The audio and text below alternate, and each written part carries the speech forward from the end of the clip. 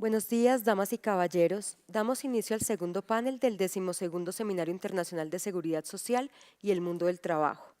Les recordamos como medida preventiva que en caso de siniestro, las salidas de emergencia se encuentran localizadas en los costados de este recinto. Asimismo, solicitamos atentamente que a partir de ese momento programen sus aparatos de comunicación en modo silencio o vibración con el fin de no tener interrupciones durante el desarrollo del evento. Muchas gracias por su colaboración. El segundo panel está dirigido a las relaciones entre la psicología del trabajo y el derecho laboral, perspectivas desde Sudamérica, que busca generar un diálogo a propósito de la relación entre el derecho y la psicología en los entornos laborales con el fin de superar lo que parece ser una relación de mutua desconfianza entre ambas disciplinas. Su desarrollo estará moderado por el doctor Óscar Andrés López Cortés, docente investigador de la Universidad Libre. Nos acompañan esta mañana la doctora Liliana Vargas Monroy, quien cuenta con doctorado en Psicología Social de la Universidad Autónoma de Barcelona, magíster en Investigación Social de la Universidad Autónoma de Barcelona, maestría en Filosofía de la Pontificia Universidad Javeriana, profesora del Departamento de Estudios Culturales de la Pontificia Universidad Javeriana actualmente, y sus principales áreas de trabajo se ubican al interior de la discusión, modernidad, colonialidad y la epistemología feminista y feminismos de la tercera ola y los estudios críticos de las organizaciones y el trabajo.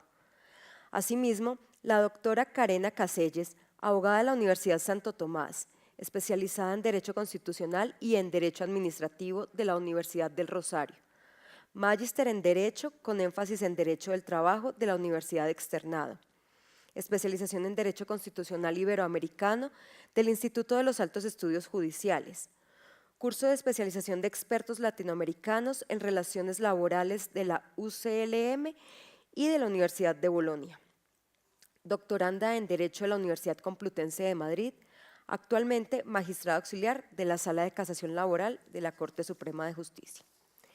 Y la doctora Alice María Zunini Cesio de Uruguay, licenciada en Psicología de la Universidad de la República, Facultad de Psicología de Uruguay, magíster en Educación, Universidad ORT de Uruguay, especialización en Psicopedagogía y especialización en Constructivismo y Educación. Acto seguido, tendremos un espacio de 20 minutos con el fin de dar solución a las preguntas que se susciten tanto en los asistentes como entre los mismos ponentes. Se recuerda que, para el desarrollo de este acto, un grupo de apoyo proporcionará las hojas para que ustedes puedan plantear sus preguntas, las cuales serán recogidas antes de finalizar las ponencias del respectivo panel. Se recomienda señalar en dicha hoja el nombre del ponente al cual va dirigida la pregunta. Estas serán leídas a viva voz por el moderador encargado y respondidas directamente por el ponente correspondiente. Un fuerte aplauso para ellos.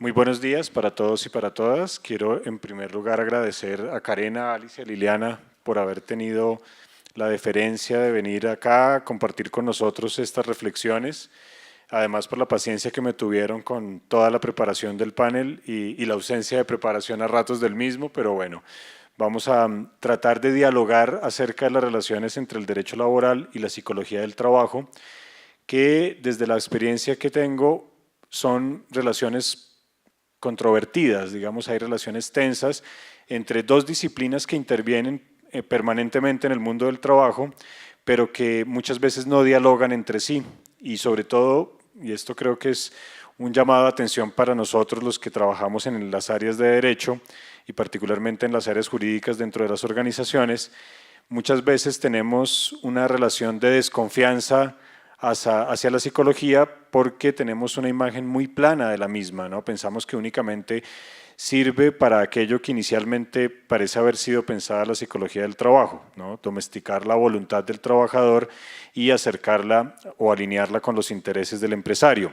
Y por supuesto que hay mucho de eso, pero también hay perspectivas de la psicología crítica que ponen en cuestionamiento la intervención misma de la psicología dentro de los espacios laborales. Sin embargo, y ahí va el llamado de atención para nosotros los abogados y las abogadas, muchas veces son más las psicólogas o los psicólogos los que se acercan a la disciplina del derecho, ¿no? A las especializaciones, incluso dentro de la psicología hay componentes o asignaturas que les permiten a ellos tener información jurídica, pero los abogados no nos acercamos a la disciplina de la psicología, insisto, la miramos con mucha sospecha.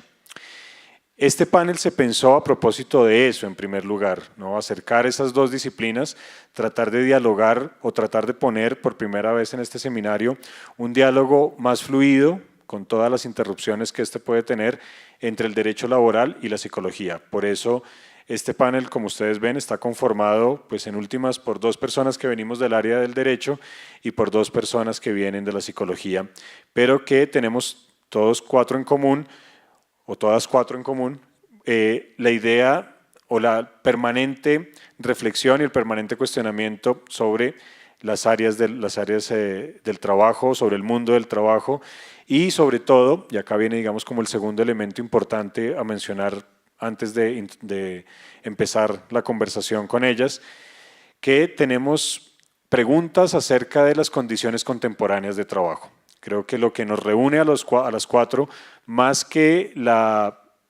el hecho o la coincidencia de que intervengamos e investiguemos desde diferentes perspectivas y con diferentes herramientas en el mundo del trabajo, algo que nos reúne a las 4 es la idea permanente o el cuestionamiento permanente sobre las condiciones actuales de trabajo. Y me voy a permitir ahora hacer una breve introducción para poner en contexto esta conversación entonces. Digamos que, como se viene discutiendo desde ayer, como se viene señalando desde ayer, las condiciones contemporáneas de trabajo han agudizado esas situaciones de precarización, esas situaciones en las que el trabajador cada vez tiene más incertidumbre frente a sus derechos básicos en el trabajo, frente al acceso a su seguridad social, frente a su derecho a la estabilidad, frente incluso a las condiciones básicas de lo que implica una relación laboral.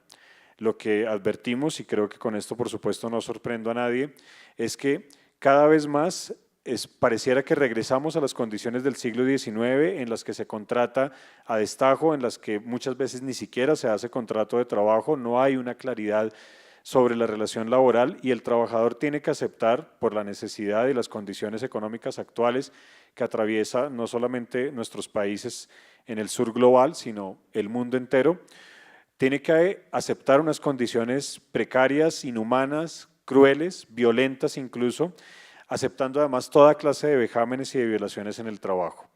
Y eso ha llevado, por supuesto, a un malestar social generalizado, a ver en el trabajo cada vez más, como lo señalaba ayer uno de los ponentes, un retorno a ese trabajo como castigo y no a ese trabajo como un espacio para la realización del ser humano. Y en esa medida, las condiciones que nos interrogan actualmente llevan a pensar que ni el derecho ni la psicología son herramientas suficientes para poder garantizar ese mínimo de dignidad humana dentro del trabajo. El hecho de que haya tanta precariedad, tanta incertidumbre sobre los mínimos en la estabilidad laboral, por supuesto además genera un desasosiego generalizado para las personas en el mundo del trabajo, incluso sin distingo hoy en día de condición social, de preparación académica o de origen de clase y raza. Sin dejar de tener en cuenta, claro, que todos estos marcadores, por supuesto, implican diferencias, las diferencias de género, las diferencias etarias, las diferencias de clase social y de raza, también son o también generan una división mayor dentro del mundo del trabajo. Ayer precisamente discutíamos de manera informal cómo pareciera tener Aníbal Quijano razón cuando decía, más que una división social del trabajo, tenemos que afrontar la idea de una división racial del trabajo. Pero además de eso, las condiciones de género se han incrementado, el factor de género ha hecho, como señalaba también ayer uno de los ponentes, que las mujeres tengan que afrontar esta doble condición de trabajadoras y seguir en su rol de madres y cabeza de hogar o de personas que están a cargo de la economía del hogar. Todas estas discusiones, por supuesto, que no acabaríamos acá de reseñar, nos inquietan a las 4 y esto es precisamente lo que queremos tratar de poner de presente. Fue muy difícil escoger cuáles serían los temas a discutir para un espacio tan corto en un encuentro entre dos disciplinas que permanentemente dialoga sobre muchos temas dentro del trabajo. Por una especie como de conversación interna previa que tuvimos, tratamos de fijar algunos de los que podrían ser las principales o los principales temas a discutir. Vamos a tratar de evacuarlos todos, pero creo yo más interesante que evacuar en su totalidad los temas.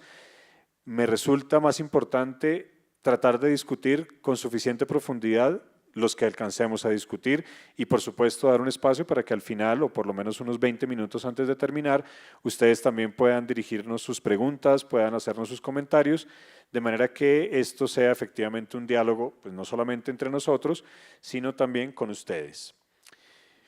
Bien, el primer tema entonces que vamos a tratar de conversar acá es el de competencias emocionales.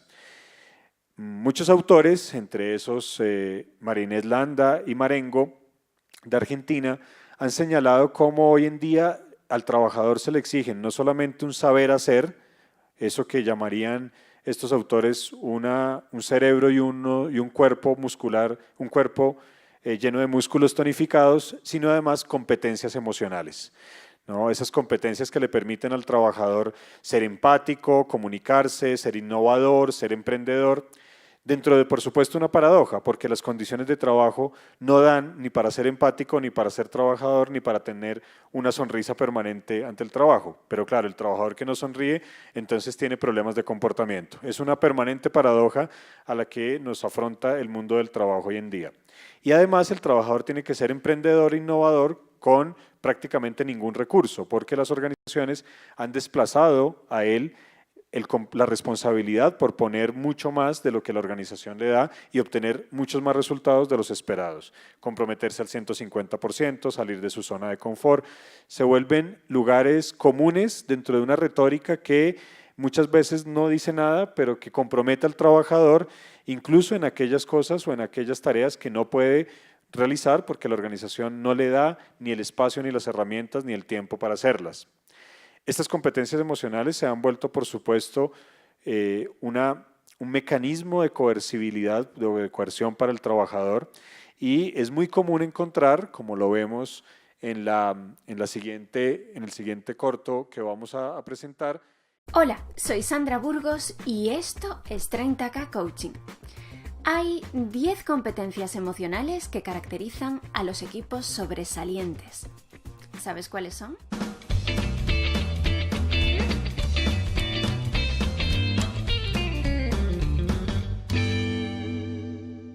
Vanessa Druskat es una profesora de la Weatherhead School of Management, que es la escuela de negocios de la Case Western Reserve University. Ella se dedica a investigar temas muy relacionados con los temas que yo investigo.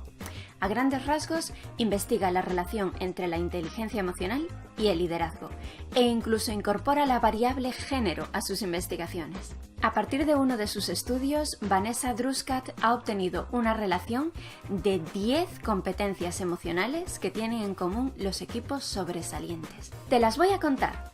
Ve tomando nota de cuáles están presentes en tu equipo y cuáles no. 1. Empatía o comprensión interpersonal. 2.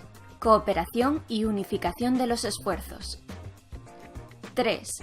Comunicación abierta, explicación de las normas y las expectativas y comparación entre los miembros del equipo de bajo rendimiento. 4. Adecuada motivación de logro que impulsa al equipo a prestar atención al feedback de sus resultados y a desear hacer mejor las cosas. 5. Autoconciencia en el sentido de evaluar sus puntos fuertes y débiles como equipo. 6. Estimulación de la iniciativa y mantenimiento de una actitud activa que aliente la resolución de problemas. 7. Confianza en el equipo. 8. Flexibilidad en el modo de afrontar las tareas colectivas. 9. Conciencia de la organización, tanto desde el punto de vista de la evaluación acertada de las necesidades de otros grupos clave dentro de la empresa, como del aprovechamiento adecuado de los recursos de que dispone la organización. Y 10. Establecimiento de vínculos con otros equipos. Pues bien, cuéntame en la sección de comentarios cuál ha sido la puntuación de tu equipo del 0 al 10. Y dime también qué piensas hacer al respecto de los puntos débiles. Si te ha gustado este vídeo, haz clic en me gusta y compártelo en tus redes sociales. Y si quieres recibir más entrenamientos como este cada martes en tu correo electrónico, suscríbete gratis a nuestro boletín semanal en 30kcoaching.com/lista. Y recuerda, el liderazgo consiste en salir de tu zona de confort para crecer y ayudar a crecer a quienes te rodean. Ser un o una líder depende de ti. Bien, blogs, videos cortos como esto de youtubers y otro tipo de personas activas dentro de las redes encontramos por millones, diría yo. Es imposible hacer un rastreo de la totalidad que hay. Pero todos tienen en común, o parecieran tener en común, el hecho de generar esta, digamos, especie como de iniciativas, de llamados a hacer trabajo por cuenta propia, a ser emprendedor, en fin, todas estas competencias. Por supuesto no les voy a pedir a las 4 a las 3 que discutamos todas, pero sí quisiera preguntar en primer lugar a Liliana y a Alice, ¿qué implicaciones creen ustedes que pueden tener para la salud y la subjetividad de los trabajadores, tanto para los trabajadores por cuenta propia como para los trabajadores con un vínculo subordinado? Esta transformación que implica la exigencia de competencias emocionales. ¿Cómo ven ustedes eso desde sus respectivas áreas de trabajo, de investigación y de intervención?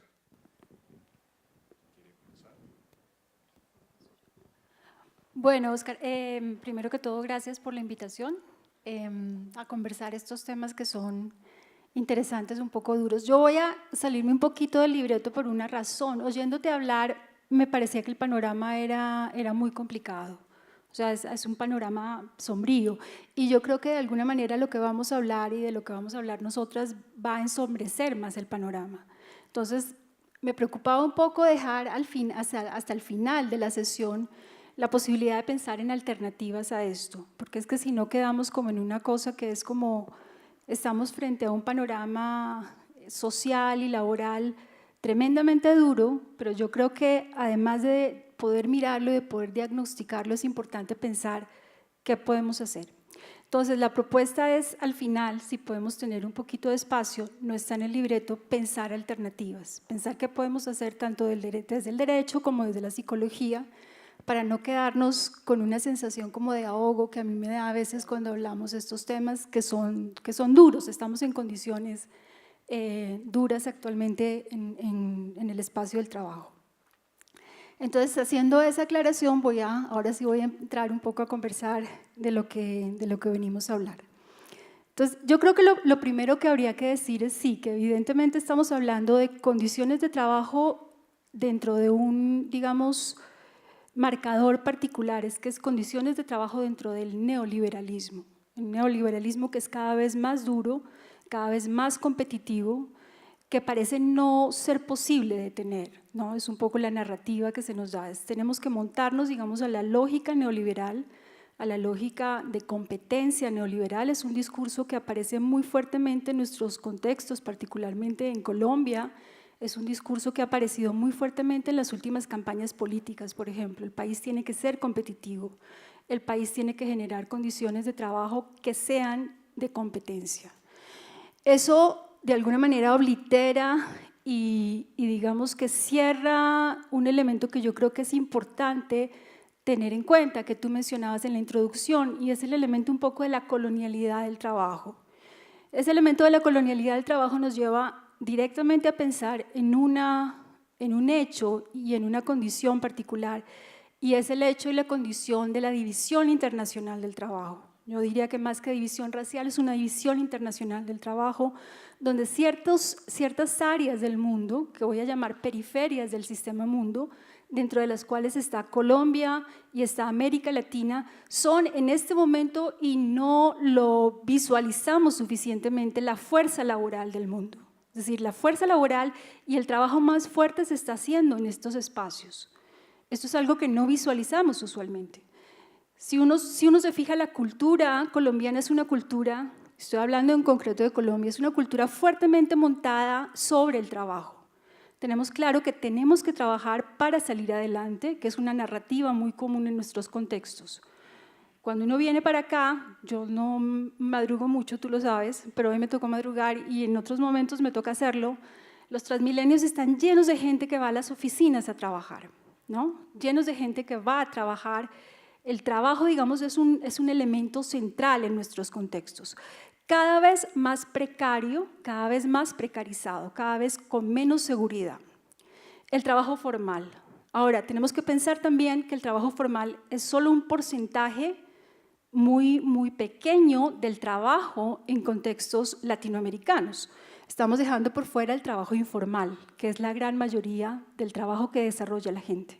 Entonces también lo veo, ¿no? La gente en la calle vendiendo cualquier cosa, armando su pequeño negocio en la esquina, apropiándose de la esquina para poder vender y sacar su negocio y poder sobrevivir a partir de eso. Y eso es algo que no podemos obligar. Entonces, pensar un poco que sí, que este contexto es un contexto que es de alguna manera el espacio, digamos, laboral de esa fuerza de trabajo que está conectada a sistemas globales de producción, donde están las maquilas, donde están los call centers, por ejemplo, donde está haciéndose, digamos, esa parte del trabajo duro que se conecta con producción de riqueza y que se conecta, digamos, en circuitos globales, riqueza que no siempre llega al país, ¿cierto? Porque cada vez las condiciones para los trabajadores son más duras y sabemos que además tenemos los famosos escándalos de corrupción en los que estamos en este momento inmersos.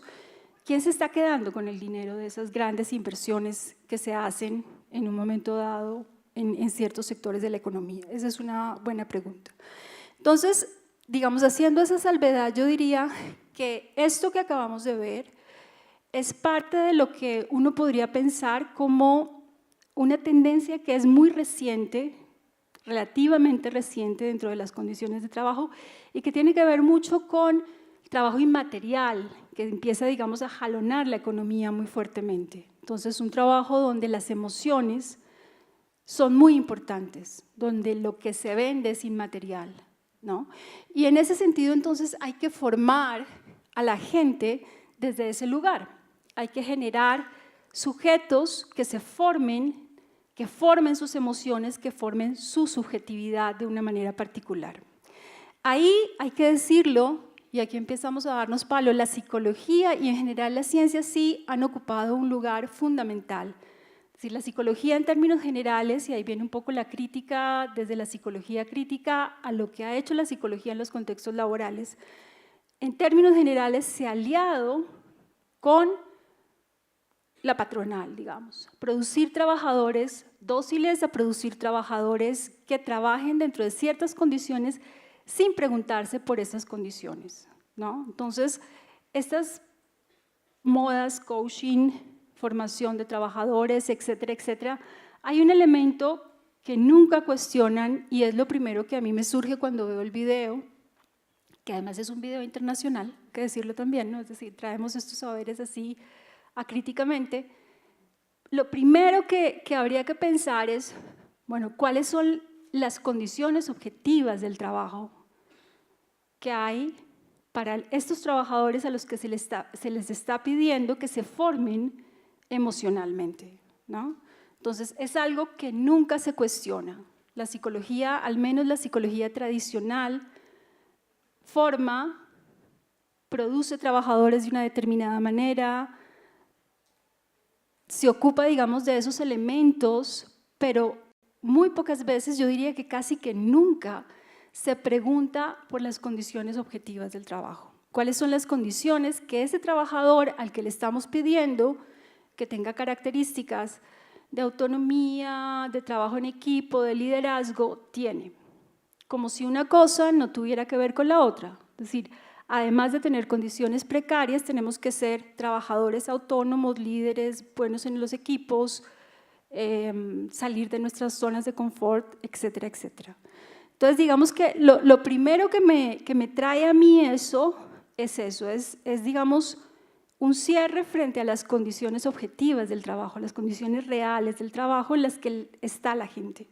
Sería la primera pregunta que hay que hacer. Yo me la haría, es decir, a quien se le está pidiendo, se le está formando desde este coaching, ¿qué condiciones de trabajo tiene? ¿Qué tipo de seguridad tiene en el trabajo? ¿No? Y ahí la cosa y el panorama cambian fuertemente. Evidentemente, cuando se forma en esto, está sucediendo algo también, y es que se está formando cada vez más al individuo. Es decir, nuevamente la pregunta es una pregunta por el sujeto, donde claramente la psicología se supone es la llamada a decir cosas, ¿no? Somos los expertos supuestamente en la formación en subjetividad. Entonces es la psicología la llamada a decir cosas, la llamada a formar. Esa formación en la subjetividad, digamos, y ese cierre como modular, pareciera que cada persona tiene que ser como un módulo ahora dentro de la producción, termina produciendo, y ahí respondo un poco tu pregunta porque sé que hasta ahora no la he respondido, pero ahí voy a responderla un poco. Me parece a mí que lo que se está dando es cada vez una individualización más fuerte en los contextos laborales. Los contextos laborales, que son los contextos sociales también.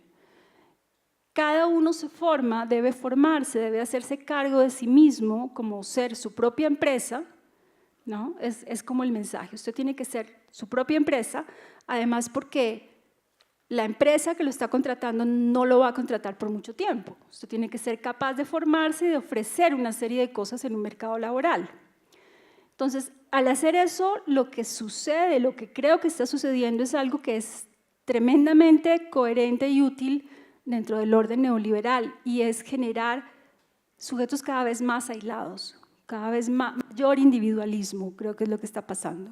Es decir, los lazos sociales y la pregunta por lo social se rompen totalmente, no hay posibilidad de hacer esas preguntas por lo que estamos produciendo en términos sociales y las condiciones materiales que hay detrás de esto. Eso está roto. Y entre más formamos a los individuos en este tipo de competencias emocionales, que parece que son como, ¿no?, la cubierta del pastel sin preguntarse qué hay debajo, estamos formando cada vez sujetos más individuales, más individualizados. Es lo que yo diría en relación a tu pregunta.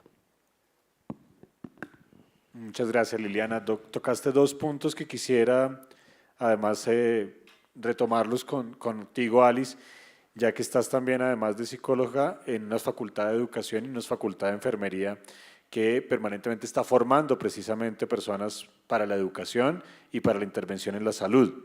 ¿Cómo ves tú esta problemática de las competencias emocionales? ¿Qué implicaciones tiene eso? La misma pregunta, pero también, insisto, quisiera enfatizar en eso de la educación para el trabajo y de la salud en el trabajo. Bueno, en primer momento quiero agradecer la invitación al señor decano, a ti, Oscar, y a Blanca Inés por poder compartir este panel con las compañeras. Y también me parece importante contextualizar un poco desde qué lugar puedo dar yo esta respuesta, ¿no? Soy uruguaya, un país chiquitito, tenemos 3.300.000 habitantes, que capaz que les suena raro a ustedes teniendo una población tan grande acá en Bogotá. Un país que tiene un banco de previsión social, un país donde al ser chiquitos y estar entre dos grandes, ¿no?, Argentina y Brasil, también tomamos conciencia de ser chiquitos, pero también trabajamos a nivel de Mercosur, la idea de la integración. Cuando pensamos este panel, yo pensé en tres situaciones. Yo he trabajado mucho en selección de personal, en una cooperativa financiera, que es nacional, en la represa de Salto Grande, que el río Uruguay se comparte la energía con la Argentina, y también en Fibertel, que es una empresa, un cable de televisión. Qué distinto es hacer selección a nivel nacional, binacional e internacional, ¿no? Pero me parece importante esto también de pensar el trabajo y la precariedad del trabajo, y lo que tú planteabas en el video, las 10 competencias emocionales, en un sujeto que entra a una empresa por 3 meses y aprueba. Ese es el marco referencial. Entonces, en 3 meses yo tengo que cubrir y tratar de demostrar que puedo llenar esos 10 casilleros. ¿Para qué? Para de repente a los 3 meses me digan, no, mira, tú vas a seguro de paro. Entonces digo, eso también tenerlo en cuenta. Una cosa es pensar que ingreso a una empresa y que puedo, bueno, como eran nuestros antepasados, ¿no?, entro en el banco, pero si doy concurso puedo ascender y puedo llegar a gerente y me jubilo dentro del mismo banco que ingresé 20 o 30 años atrás. Eso es una historia que no se repite, ¿no? Entonces digo, las condiciones son complicadas. Nosotros, por ejemplo, los psicólogos en Salto Grande, que es una empresa importante y binacional, somos contratados, pero zafralmente. O sea, no somos psicólogos de la empresa. Si hay necesidad de seleccionar personal para sala de mando, se hace esa tarea. De repente estás 3 meses sin trabajar y te convocan para seleccionar gente en relaciones públicas, ¿no? También la flexibilidad, porque no es lo mismo seleccionar operarios para sala de mando con horario rotativo, que eso afecta a la vida, que a la larga también trae problemas sociales, divorcios. Ayer cuando el profesor Sencillo hablaba de la cantidad de divorcios y que alteran la vida, los propios operadores me planteaban, no podemos ir a la fiesta de la escuela de los chicos, no podemos ir a un cumpleaños, porque la hora del cumplimiento del trabajo impide que tengas relaciones sociales naturales como cualquier ser humano podría tener, ¿no? Entonces digo, todo eso hay que pensarlo también.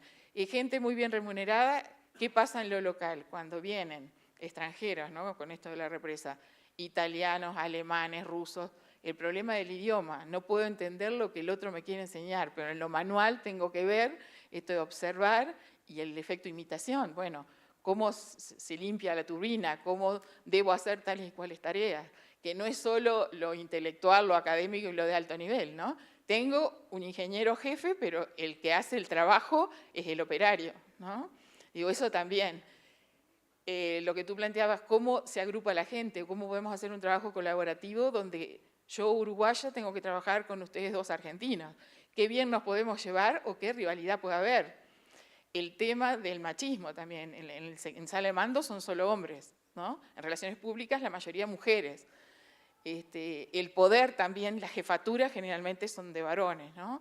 Todo lo del acoso también entra. La seducción, porque bueno, los jefes tienen unos sueldos bien significativos, y la otra es, bueno, la belleza femenina, la juventud. Todo esto entra en juego dentro del marco del trabajo, ¿no? Y la otra es, si entro por 3 meses, bueno, ¿qué pasa? Es decir, ¿quién me evalúa a los 3 meses? Porque todo esto de la seducción también juega. Es decir, no solo la calidad del trabajo que yo puedo llegar a producir. Entonces, me parece importante esto de ver en qué medida uno construye subjetividad y cuáles son las condiciones. Ayer hablábamos contigo. ¿Qué pasa a nivel de la educación? Nosotros formamos, sí, profesores y maestros, y también en la Facultad de Enfermería, licenciados en Enfermería, para atender, bueno, ahora que tenemos un Plan Nacional de Cuidados también. Un Plan Nacional de Cuidados que una cosa es lo que tiene Uruguay y otra cosa es lo que tiene España. España uno vive y se da cuenta cómo una persona que pasa los 70 años puede tener una enfermera que vaya 3 veces por semana a bañar a la persona, a acompañarla a salir, a hacer las compras o a llevarla a la iglesia. En Uruguay se está implementando, pero somos muchos caciques y pocos indios, como decimos en Uruguay, ¿no? Es decir, están montadas las estructuras y las jefaturas, pero no hay mucho personal que esté preparado para. Y hay también una tensión entre la gente que se prepara para esos cuidados y la gente que sería más idónea, que serían los licenciados en enfermería, que salen de la Universidad de la República, que es estatal y que es gratuita. Entonces digo, también, ¿cuánto le tengo que pagar a un licenciado en enfermería para que haga esa tarea y cuánto le puedo pagar a X persona que hace un curso de 2 meses y entra en la tarea, pero que no tiene la información de qué pasa con los fármacos que le estoy dando al paciente, ¿no? al que estoy cuidando y demás? Digo, esas también son tensiones, entran dentro de las decisiones políticas también, ¿no? Es decir, cuáles son las estrategias políticas para que en poco tiempo funcione algo y yo pueda evaluar o mostrar al mundo de lo que está pasando. En formación docente tenemos también, ustedes saben también lo local, a veces en la región no hay demasiada oferta universitaria. En Salto, por ejemplo, que es en la ciudad donde yo vivo, que es a 500 kilómetros de Montevideo, en un primer momento lo que había era magisterio y profesorado como salida laboral. Entonces mucha gente iba porque, bueno, era lo que había en el contexto, porque no podían pagarse una residencia en Montevideo para ir a la universidad y hacer la carrera que quisiera. Entonces magisterio y profesorado se ha transformado como en una profesión puente, que si hago 4 años de magisterio o de profesorado, eso después me sirve si trabajo para hacer la carrera que quiero en Montevideo, medicina, ingeniería o lo que fuera, ¿no? Entonces ahí tenemos el tema de que no todo es vocacional. También ahí habría que hacer una discusión de qué pasa con la vocación, cómo uno construye la vocación, cuál es la motivación interna, intrínseca y extrínseca. Pero lo que vemos que al salir al mercado de trabajo tenemos como 2 situaciones bien diferentes, ¿no? Un profesor que se dedica a la enseñanza y que está comprometido con la educación, porque tenemos serios problemas también en la educación, una cosa es lo que fue el Uruguay y otra cosa es lo que es ahora. Y otra cosa es, bueno, un empleado público que tiene 20 horas docentes, se le paga por eso y ya está, cumple con la tarea de ir a la clase. Si aprenden bien y si no, mala suerte, ¿no? La idea es, porque nosotros también dentro de las políticas públicas, es que ingresen todos los sectores sociales, la mayor cantidad de jóvenes al sistema educativo. La primaria sí, está completa desde hace tiempo. Tenemos universalizado nivel 3 y 4.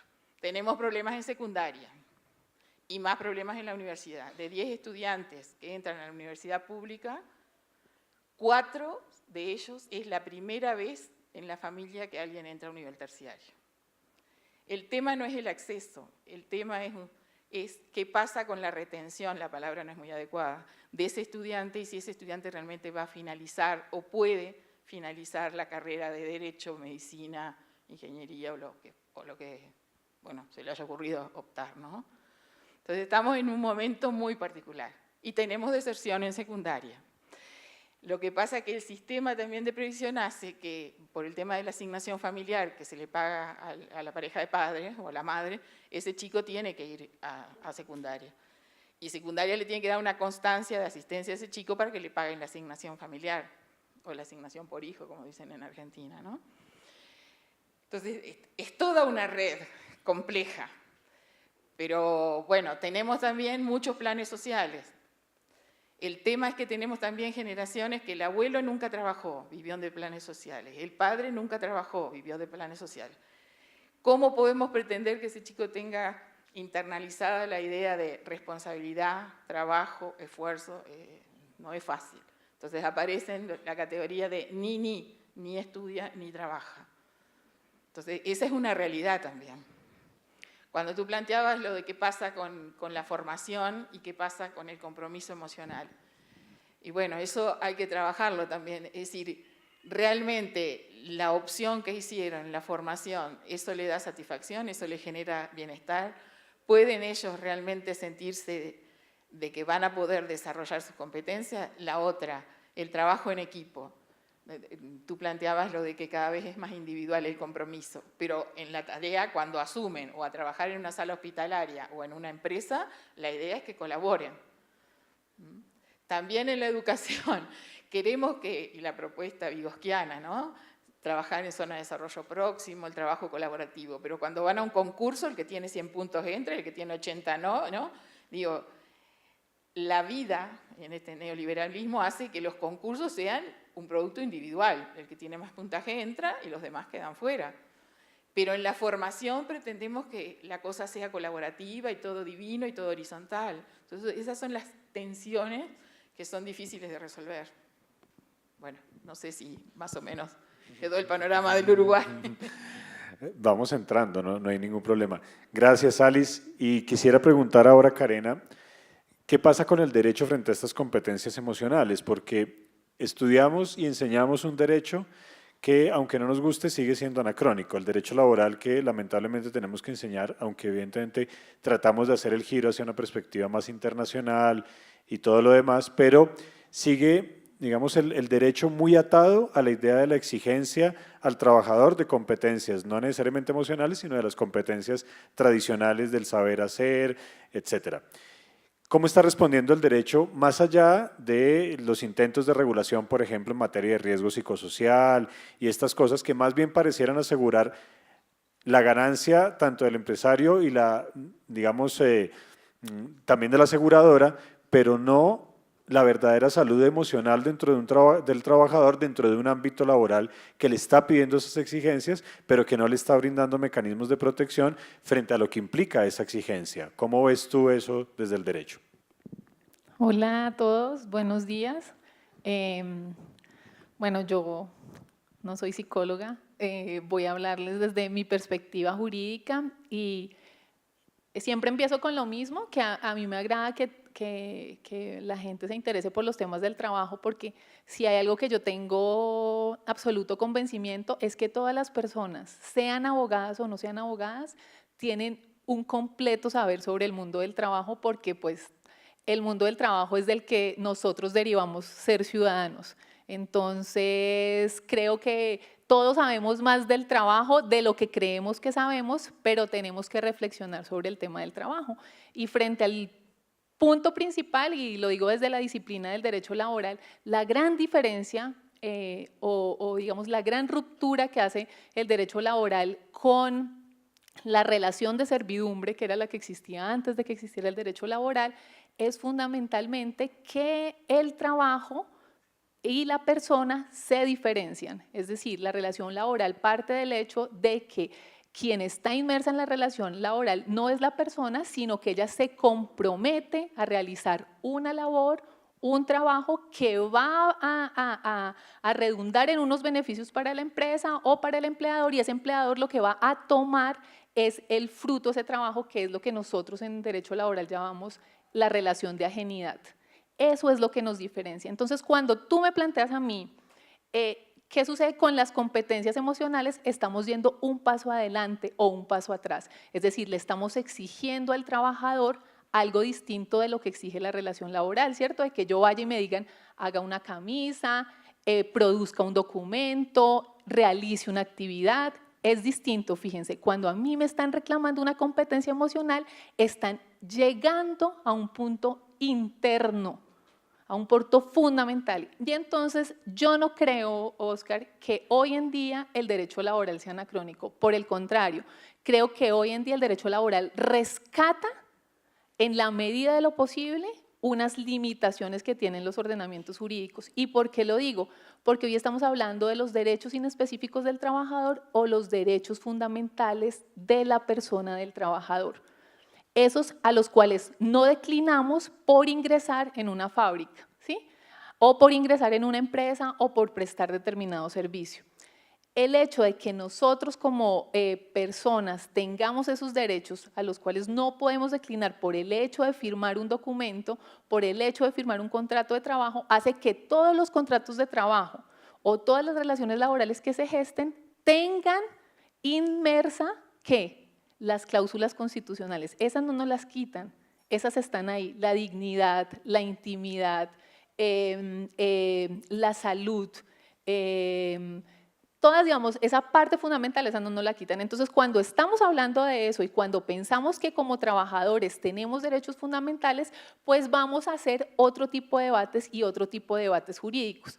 Otro tipo de debates jurídicos que ya se han hecho. Nosotros ahora muy tímidamente, pero que otros ordenamientos jurídicos ya lo han hecho. Si ustedes se fijan, hay jurisprudencia de la Corte Suprema de Justicia en la que se ha reconocido que cuando, por ejemplo, en los casos de las entidades bancarias, hay un caso de 2014 muy interesante, en el cual una trabajadora reclama que la despiden arbitrariamente de su lugar de trabajo y eso le origina a ella y a su familia una gran depresión. El hijo quería matar al gerente de la entidad bancaria, la hija estaba estudiando psicología y deja de estudiar psicología. La señora entra en una profunda depresión porque ya tenía un lugar específico en el trabajo, era un pueblo muy pequeño, entonces ya digamos era una especie de pequeña autoridad y cuando descubren que ella después como de 20 años de trabajo la despiden por haber hecho mal una firma, más o menos. Uno de los debates que se hace ahí es sobre los perjuicios morales. ¿Hasta qué punto una empresa con una decisión arbitraria puede lesionar los derechos de las personas, en ese caso su dignidad como trabajadora y su dignidad como persona. Incluso algo que es determinante, que son el derecho al honor, ¿sí? Porque todos cuando vamos al sitio de trabajo, en el sitio de trabajo nosotros no solo tenemos relaciones de cumplir un objetivo determinado, sino de ser personas, por eso nos relacionamos, por eso hacemos amigos, por eso vamos al baby shower de la compañera del trabajo, por eso nos da pereza que hagan el amigo secreto en el trabajo, o sea, todas esas cosas que tienen que ver con nuestras relaciones, que cuando existen despidos, lo que hay es lo que yo lo denomino un despido pluriofensivo. ¿Por qué? Porque no solo lo afecta a uno como trabajador materialmente, sino lo afecta internamente, ¿cierto? Lo afecta como persona. La Corte Suprema de Justicia en ese caso considera que esa actuación irregular de la empresa, ¿sí? Que además hizo quedar mal a la trabajadora, que no le reconoció su esfuerzo, que fue lesiva y que afectó directamente a su familia, implicaba el reconocimiento de unos perjuicios morales. Y fue justamente a lo que condenó, pero no ha sido la única. También en un trabajador en Caquetá, un trabajador que siempre fue, digamos, un muy buen trabajador, pero resulta que las personas jóvenes consideran que tienen mayores agilidades y que las personas adultas las van a tener menos, entonces empiezan a degradar a los trabajadores. A él lo degradan de su trabajo y efectivamente le dicen, sí, usted sigue siendo el coordinador de determinada parte de la empresa, pero usted va a tener menos funciones, igual con el mismo salario. Él renuncia porque considera que hay un despido indirecto, ¿sí? Algo que lo afectó directamente porque lo degradaron como persona y él pide los perjuicios morales y la Corte Suprema se lo da en un fallo también del 2014. Los dos son del 2014, por aquí yo los tengo anotados por si les interesan los radicados. El uno es el SL 14618 de 2014 y el otro es el 42706 del 2014. En esos dos, la Corte llega a esa conclusión de que efectivamente hay una lesión de un derecho determinado, pero la Corte Constitucional también lo ha hecho. Digamos, lo que se ha buscado desde el derecho del trabajo es buscar otras maneras en las cuales esas reclamaciones que se hacen desde la empresa tengan que tener un coto. Incluso es muy interesante en el caso de la trabajadora Bancolombia que uno de los argumentos que opone la empresa, la entidad bancaria, es que ella no se puso la camiseta. Palabras más, palabras menos. Usted no se puso la camiseta porque usted le autorizó a una persona un crédito y eso podía afectar directamente a la corporación. Y lo que dice la sentencia, que es muy interesante, y es que el trabajador en el lugar de trabajo vende su fuerza de trabajo más no su persona. Es decir, que yo no le puedo exigir a un trabajador que tenga la misma cultura corporativa, porque la cultura corporativa es algo que no se puede imponer en el contrato de trabajo, ¿sí? ¿Eso qué hace? Que nosotros pensemos eso. Incluso hay una parte de esa decisión que también es muy interesante para decir que no hay tanto divorcio entre la psicología y el derecho, en el que se indica que cuando un banco quiere que la gente se ponga la camiseta, eso en términos jurídicos, en términos de derecho del trabajo, tiene que llevar a una política de incentivos para el trabajador, pero que no puede llevar a que el trabajador, por no tener esa cultura corporativa, termine siendo afectado a través del despido. Que, digamos, nosotros tenemos una manera muy particular de ver el despido aquí en Colombia, distinta de la que sucedía en España ante la reforma del 2012. Y es el hecho que nosotros hemos tarifado el despido sin justa causa desde 1965. Es decir, en Colombia a cualquier persona la pueden despedir sin justa causa con el previo pago de una indemnización. Y eso que a nosotros, a los estudiantes de derecho, a los profesores, al núcleo del derecho laboral le parece algo común, es en realidad algo bien complejo. ¿Por qué? Porque es la equiparación del trabajo como una mercancía, al punto tal que yo tarifo el trabajo y si la persona no me gusta, yo le digo que se vaya. Por eso, cuando yo incorporo una lectura a través de los derechos fundamentales, y también lo ha dicho la Corte Constitucional, no me importa que usted tenga una indemnización tarifada de perjuicios. Hay una sentencia del año 2000 en la que se dice que cuando yo demuestro que el despido está originado en una afectación de derechos fundamentales, ahí de lo que yo hablo es de ineficacia del despido. Así yo haya pagado la indemnización por despido injusto. ¿Por qué? Porque ahí hay una afectación directa a un derecho de la persona y esa afectación directa hace que yo tenga otra perspectiva. Eso, digamos, hablándolo desde el punto de vista individual. Pero desde el punto de vista colectivo, que también me parece muy interesante hablarlo, porque creo yo que los sujetos las personas, los trabajadores están mucho más expuestos en culturas laborales autoritarias como la que tenemos en Colombia. Nosotros tenemos una cultura laboral autoritaria en la que el sindicato lo vemos con miedo, ¿sí? El sindicato no hace parte de una organización en la cual coadyuve a los cumplimientos de la empresa, sino se mira con mucho recelo, con mucho miedo. La gente llama a abogados, pide consultas, por favor, no quiero que tengan sindicatos porque me van a acabar la empresa y demás. Es decir, hay una cultura de sospecha frente al tema del sindicato. ¿Eso qué genera? Una cultura laboral autoritaria en la que el poder de dirección del empleador está por encima de los derechos fundamentales. Y si ustedes se fijan, la mayoría de los poderes que tiene el empresario en una relación de trabajo son arbitrarios. Porque, por ejemplo, hay un artículo, el 29 de nuestra Constitución Política, que nos habla del debido proceso, ¿cierto? Ese debido proceso se lo exigimos al Estado, pero no se lo exigimos a la empresa.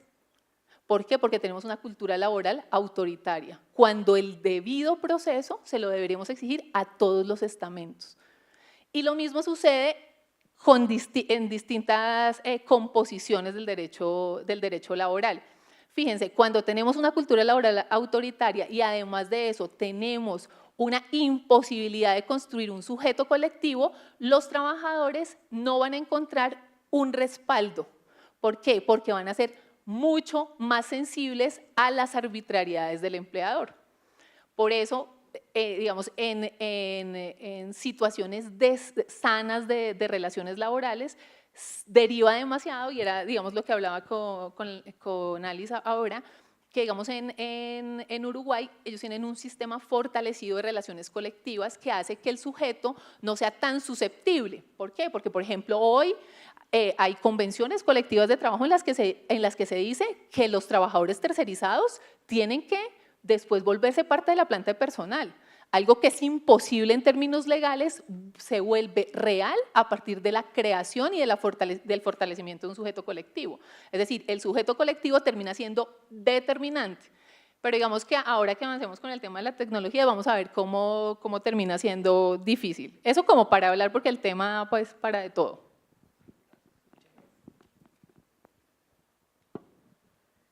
Gracias, Karena. Creo que ahí tocaste un punto central que Liliana también estaba cuestionando, y es cuáles son esas condiciones objetivas. Y coincido contigo en que, y a eso me refería con el anacronismo en el derecho, hay una parte, digamos, anacrónica del derecho laboral, que es la parte del código sustantivo.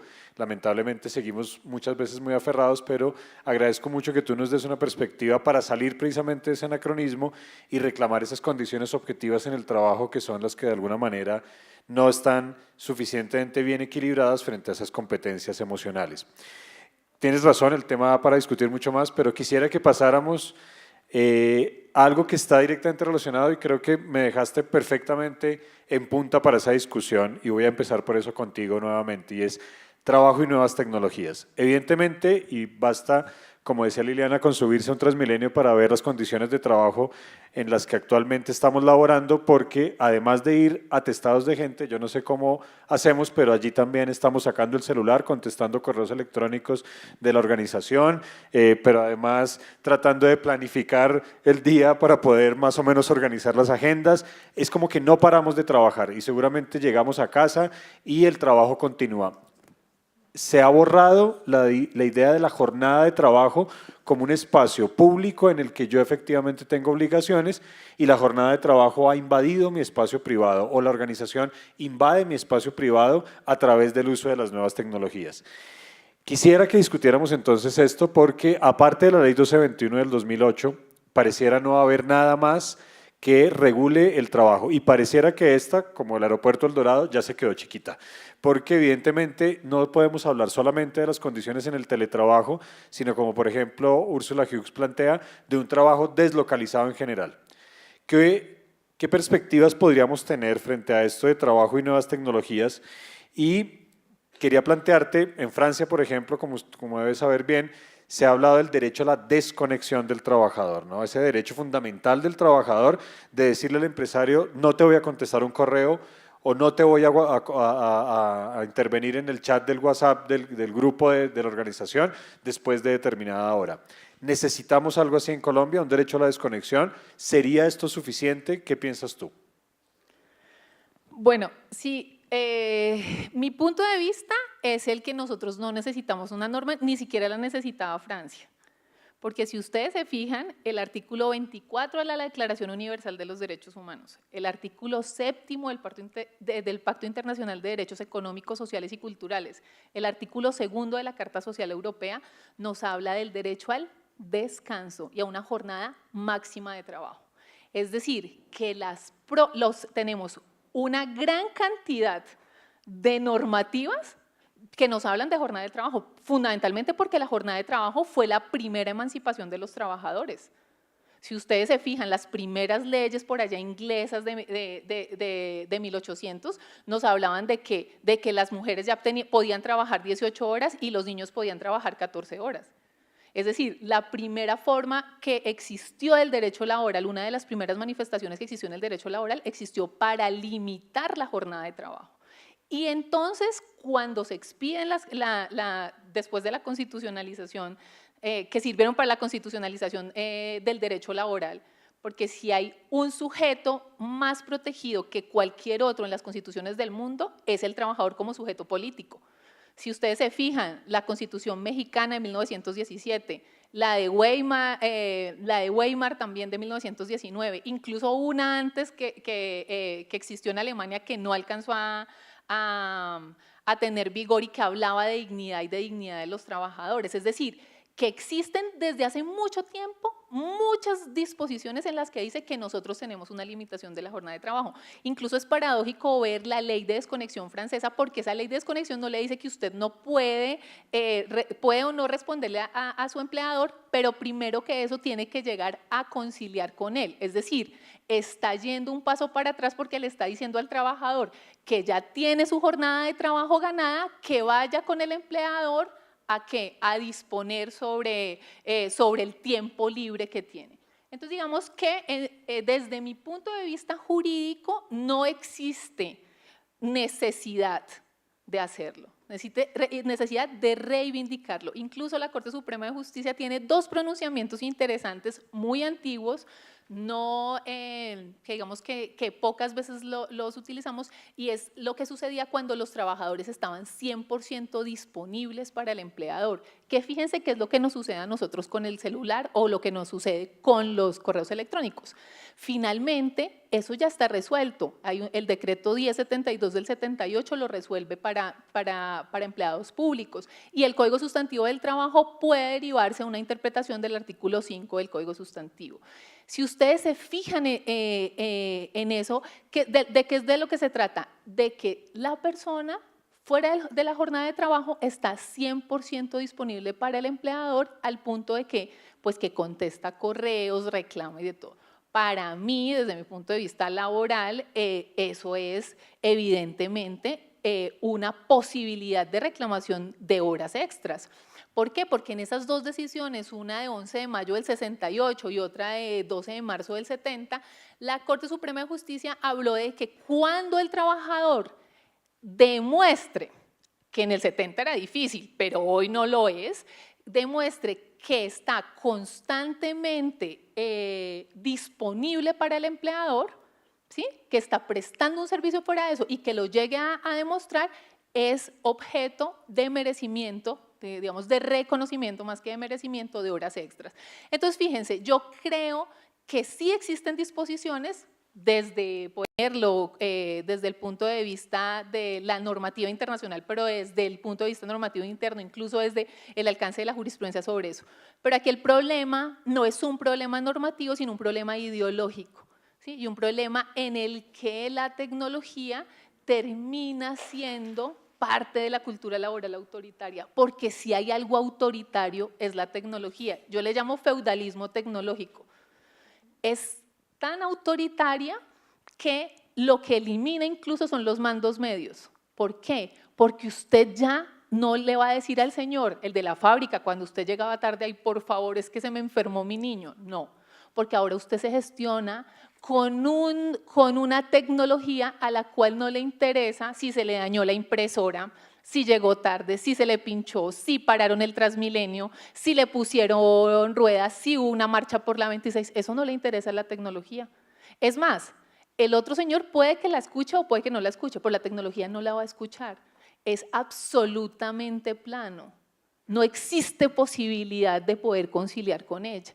Y entonces, cuando usted, sujeto individual, termina haciendo una relación con ese tipo de situaciones, pues se siente absolutamente desprovisto de toda protección, pero además uno se afianza en ese convencimiento de que si no está disponible, como hay poco trabajo, pues fácilmente le van a decir que usted ya no va a estar ahí, que digamos que esto va más allá de lo normativo, ¿sí? Va, digamos, en un orden de cosas en el que eso no puede suceder y en el que existen mecanismos de reivindicación normativos a partir de los cuales yo puedo reclamar mis espacios, mi jornada laboral como parte de un trabajo digno, por ejemplo, una tutela por el trabajo digno, porque yo puedo reclamarlo, por la posibilidad del tiempo libre, por la posibilidad de compartir con mi familia, digamos que sí hay posibilidades de hacerlo, pero es un tema estrictamente, el que me impide a mí desconectarme no es la ley, es algo que está arraigado, es un problema ideológico que es mucho más complejo. Gracias, Karina. Yo quisiera tocar frente al problema de la relación entre trabajo y nuevas tecnologías una arista distinta y es cómo afecta de manera diferenciada a las diferentes personas o los diferentes grupos que intervienen en el mundo del trabajo. Y quisiera ahora entonces plantear con Liliana, que ha investigado mucho en espacios, sobre todo donde se feminiza el trabajo, donde hay feminización tanto de los espacios, tanto de las actividades en general como de los espacios en concreto.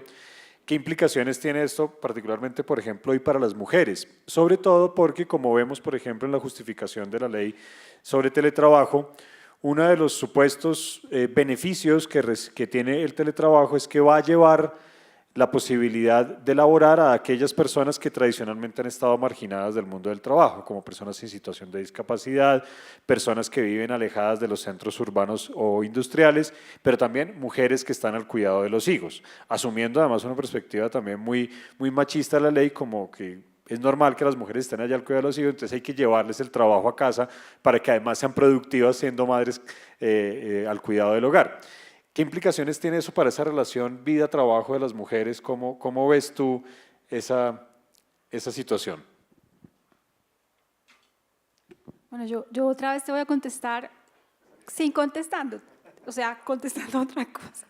Pero es que creo que tengo que hacer un rodeo para llegar un poco a responder la pregunta. A ver, yo creo que es muy interesante lo que Karina está señalando y voy a señalar como un hilo conductor con lo que veníamos discutiendo en relación a las competencias emocionales y es algo que digamos dentro de los análisis que se hacen de lo que sucede en el trabajo contemporáneo se está discutiendo muy fuertemente y es el capitalismo se queda sin espacios y empieza necesariamente a entrar a otros espacios. Es como su forma de operación, de funcionamiento.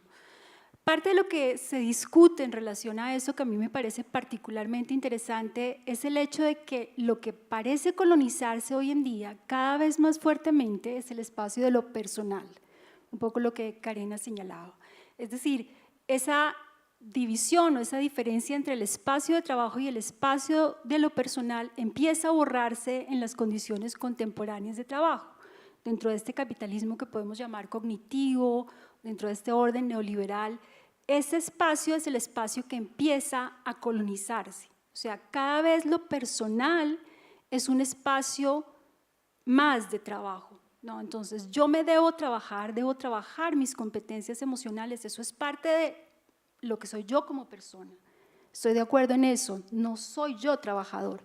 Y me encanta oír que el derecho laboral colombiano, ahora hablamos de eso porque sobre eso habría que conversar, tenga legislaciones tan claras, no las conocía, buenísimo saberlo, que establezcan ese límite que venimos discutiendo desde la psicología crítica, tú lo sabes, Oscar, muy fuertemente.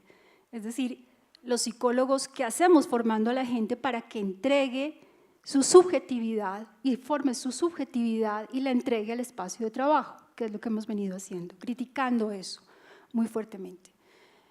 Entonces, digamos que ahí hay un elemento muy interesante y es, digamos, ese registro de que el espacio de lo subjetivo, el espacio de lo personal es cada vez un espacio más colonizado.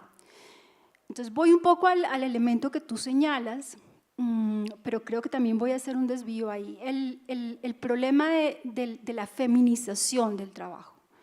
Usualmente, tradicionalmente, el espacio de lo privado, el espacio de la casa ha sido el espacio de las mujeres.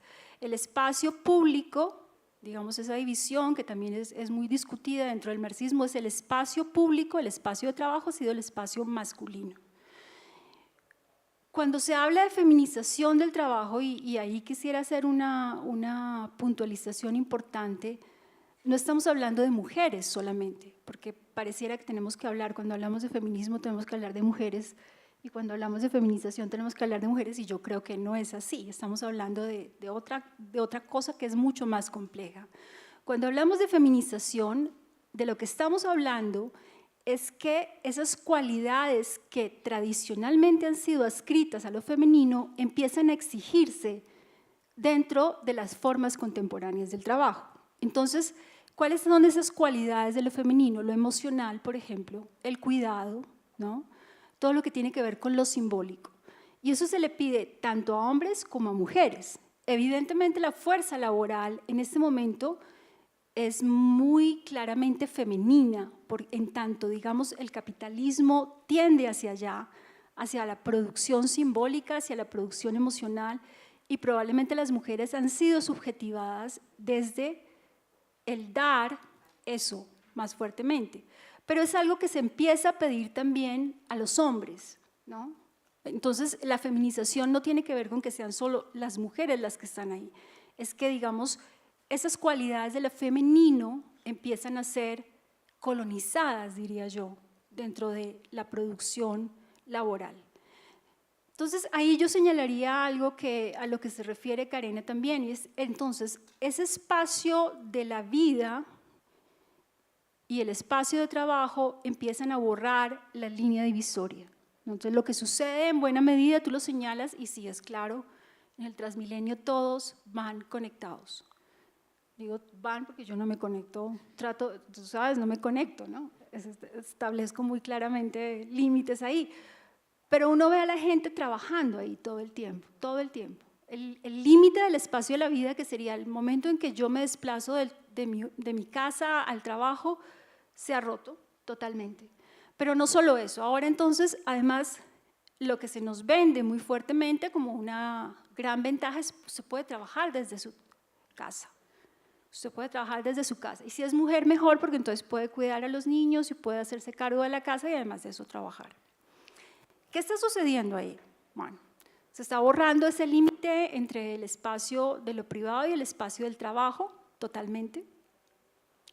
Se está colonizando desde el trabajo el espacio de la vida. Pero además de eso está sucediendo algo que valdría la pena también pensar, y es que, digamos, la obligación del empleador de dar unas condiciones y unos espacios de trabajo se ha roto completamente. Es decir, no, usted tiene que hacerse cargo de tener un computador en su casa, en algunos casos lo dan, en otros no, y trabajar desde su casa. Yo no le doy, digamos, vuelvo al elemento de las condiciones materiales del trabajo. ¿Qué condiciones materiales hay ahí para trabajar? No las hay, y no se pregunta por qué no las hay tampoco. Entonces, digamos que ese es otro elemento. El otro elemento que es muy claro, y yo lo veo mucho en empresas que trabajan en traducción, por ejemplo, que hacen este tipo de labores que se pueden hacer desde cualquier lugar, es que hay una vigilancia muy sutil, ¿no? Que muchas veces pasa por el control de la pantalla, hay un control de si la persona está activa o no activa en ciertas horas. Y sin embargo, también lo que hay es un tipo de vínculo laboral que es por labor, ¿no? No es por hora, no hay un horario establecido, sino que usted tiene que hacer cierta labor X, no importa en cuánto tiempo la haga, ni si la hace a las 3 de la mañana o la hace a las 4 de la tarde. Entonces, vuelvo, digamos, a este elemento que señalizaba, lo que se está es colonizando cada vez más el espacio de la vida, haciendo una vigilancia que para mí es mucho más sutil, pero mucho más potente, y es que yo mismo me vigilo desde esta formación en los objetivos, desde esta formación en lo emocional, soy yo el que tiene que hacerse cargo. Yo soy una empresa que debe responder, que debe ser eficiente. Es una vigilancia mucho más fuerte, mucho más sutil, pero mucho más fuerte. Entonces vuelvo al punto, uno de los puntos por los que arrancaba, y me parece muy interesante el tema de la legislación laboral colombiana. Cuando yo oigo a Oscar, que lo he oído mucho, cuando te oigo a ti, me encanta porque digo qué maravilla que eso exista. El problema es un problema que señala Carena también, es que nuestros contextos laborales operan a espaldas a esa legislación, casi que a espaldas completamente. Es decir, los trabajadores, y yo hablo de dos contextos que conozco muy claramente, el contexto floricultor, con una población femenina altísima, que es más o menos del 70% de la mano de obra, ¿no? Y el contexto de los concesionarios, de la venta de autos, donde es un sector más de trabajadores medios. Lo que uno ve es que la gente no conoce las legislaciones, literalmente, desconocimiento total. Entonces, ¿qué es lo que sucede? La exigencia del empleador es una exigencia que se naturaliza totalmente. O sea, no existe esta noción de usted tiene derecho a su vida privada o usted tiene derecho a establecer un límite. No, si la empresa me está exigiendo esto, eso es lo que yo tengo que hacer. Entonces, yo me pregunto eso, ¿por qué la legislación se desconoce? Luego, cuando medianamente se conoce y se piensa, esto se puede demandar, etcétera, etcétera, el acceso es complicadísimo para el trabajador raso. Acceder, digamos, a la posibilidad de un servicio legal en Colombia es realmente complicado. Y el tercer punto, que creo que hay que pensar, que habría que pensar y que tiene que ver, digamos, con esta cultura que Karen está señalando, tiene que ver con el hecho de que es tremendamente sancionado. En nuestra cultura laboral se sanciona el reclamo de derechos, eso hay que decirlo, y eso tiene que ver claramente con la estigmatización tan fuerte que tenemos de los sindicatos en Colombia, que es algo que tú y yo hemos trabajado un poco. Es decir, si uno habla con los jóvenes, el sindicato es el diablo, y alejémonos de los sindicatos porque es que me señalan, porque es que me van a sacar, porque es que etcétera, etcétera. Entonces, ese punto que Carena señalaba como esa distancia entre la cultura o el elemento ideológico y lo que sucede con las leyes, bueno, es un elemento transversal a lo que sucede en Colombia, es decir, tenemos una legislación maravillosa, el país se desbarata mientras tanto, pero la legislación es maravillosa. Bueno, ¿qué está pasando ahí? Sería la pregunta que yo me haría, es decir, ¿cómo hacemos para acercar esas dos cosas? Y bueno, es una pregunta gorda, yo lo dejaría ahí. Gracias, Liliana. Alice, ¿cómo lo podemos ver en el Cono Sur? ¿Qué ves tú desde Uruguay en esta relación trabajo y nuevas tecnologías? Bueno, acá es bien interesante este eje para analizar. Creo que tiene que ver también con las distintas edades de los trabajadores. En el caso de la represa binacional, el gran tema es que la tecnología podía suplir a las 6 horas de trabajo de los 6 turnos que había en la represa. Es decir, si se invoca la tecnología, en lugar de esos turnos de trabajo, con tener un operario por turno, suficiente. Eso implicaba, bueno, el tener que dejar fuera a mucha gente. Bueno, ustedes saben, la Argentina tiene la CGT, que es bien organizada, el PIT-CNT uruguayo también. Bueno, la idea es calmar un poco los ánimos, que se siga trabajando como se está trabajando, pero que no se vaya renovando el número de trabajadores. O sea, que a la larga va a venir la tecnología y van a ser poquitos los trabajadores que van a poder operar. Yo creo que hay que ver el alcance y las limitaciones de todo esto. Cómo se borra y cómo a nivel universitario también existe esto. ¿Cuántas horas trabajás en la plataforma? ¿Cuánto material colgás? ¿Cuántas tareas a los docentes, a los estudiantes le das? Es decir, es el gran control de Gran Hermano, ¿no? ¿Cuánto yo docente me dedico a eso?